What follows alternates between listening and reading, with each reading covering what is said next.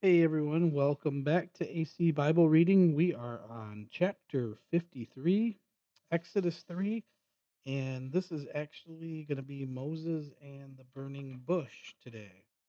Um, I want to remind you if you want to have any prayer requests, go to Bible Insights today at gmail.com, and also make sure you visit our nonprofit that we support, singleparentministries.com. With that, we'll go ahead and get started. I'm reading out of the New International Version, and this is chapter 3.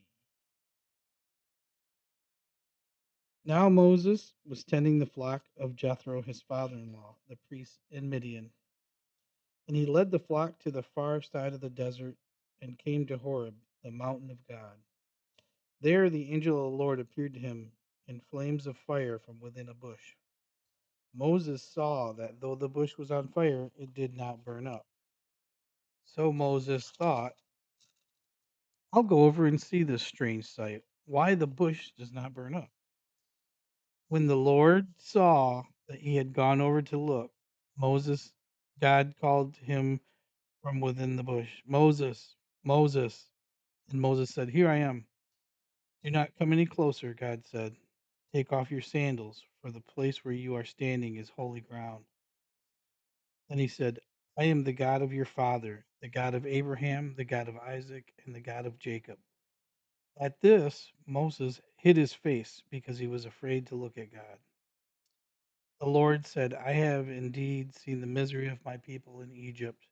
I have heard them crying out because of their slave drivers, and I am concerned about their suffering.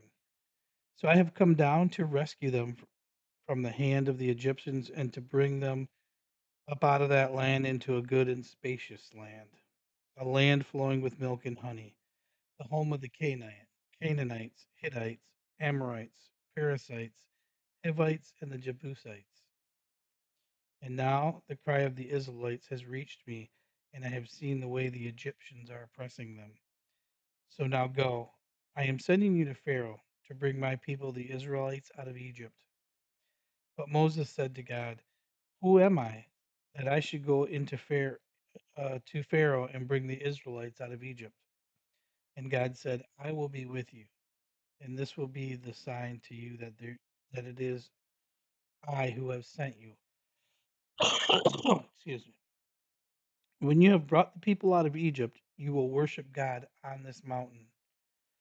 Moses said to God, Suppose I go to the Israelites and say to them, The God of your fathers has sent me to you, and they ask me, What is his name? Then what shall I tell them? God said to Moses, I am who I am. This is what you are to say to the Israelites: I am has sent me to you.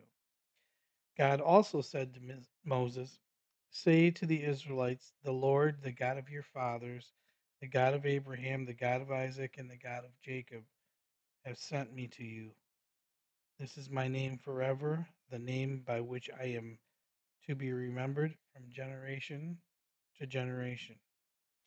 Go assemble the elders of Israel and say to them, The Lord, the God of your fathers, the God of Abraham, Isaac, and Jacob, appeared to me and said, I have watched over you and have seen what has been done to you in Egypt. And I have promised to bring you up out of your misery in Egypt into the land of the Canaanites, Hittites, Amorites, Perizzites, Hivites, and Jebusites, a land flowing with milk and honey. The elders of Israel will listen to you.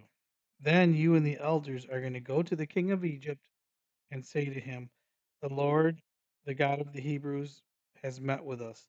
Let us take a 3 day journey into the desert to offer sacrifices to the Lord our God. But I know that the king of Egypt will not let you go unless a mighty hand compels him. So I will stretch out my hand and strike Egyptians with all the wonders that I will perform among them. After that, he will let you go.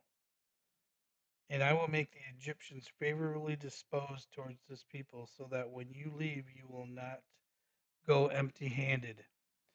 Every woman is to ask her neighbor and any woman living in her house for articles of silver and gold and for and for clothing, gold or clothing, for which you will put on your sons and daughters, and so you will plunder the Egyptians.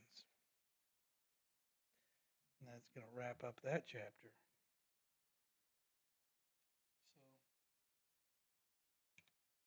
So that was interesting.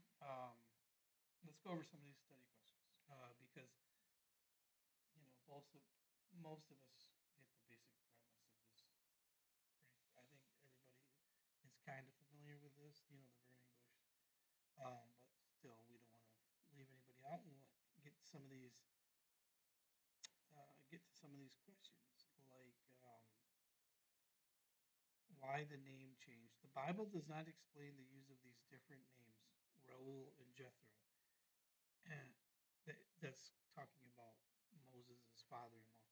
It may not have been unusual at that time to have two or more names. Some think Jethro may have been a more formal title rather than a name, perhaps meaning His Excellency. Why was Horeb called the mountain of God? Moses, writing years after these events, identified Horeb as it had come to be known. On this mountain, God spoke to Moses through the burning bush and also gave him the Ten Commandments. Mount Horeb was also called Mount Sinai for the desert region in which it was located. Why are bare feet considered more holy? So that's referring to verse 5. Do not come any closer. Take off your sandals, for the place where you are standing is holy ground. Taking off sandals was a cultural and religious symbol of reverence and respect. Let's see. Why was Moses afraid to look at God? Staring into the raw power of God struck terror in Moses' soul because he felt unworthy to stand in his presence. By looking away, Moses also demonstrated his reverence for God.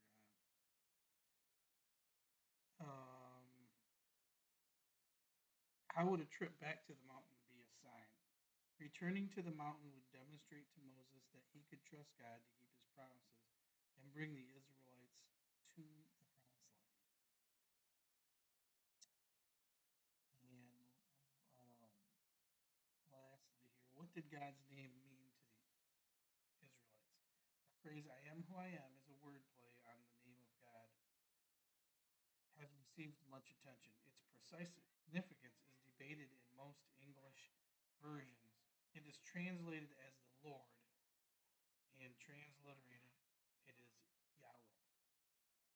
The name I am was the most holy name for God, so revered that later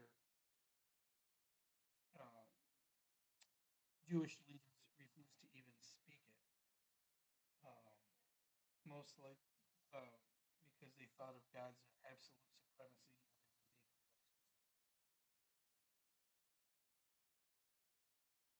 So that's going to do it today for episode 53. Make sure you look at the bottom there of the screen. You'll see Bible Insights today at gmail.com. That's where we receive all your prayer requests. Make sure you keep sending those our way so that we can answer them. And um, please hit the red button in the corner here to subscribe. And please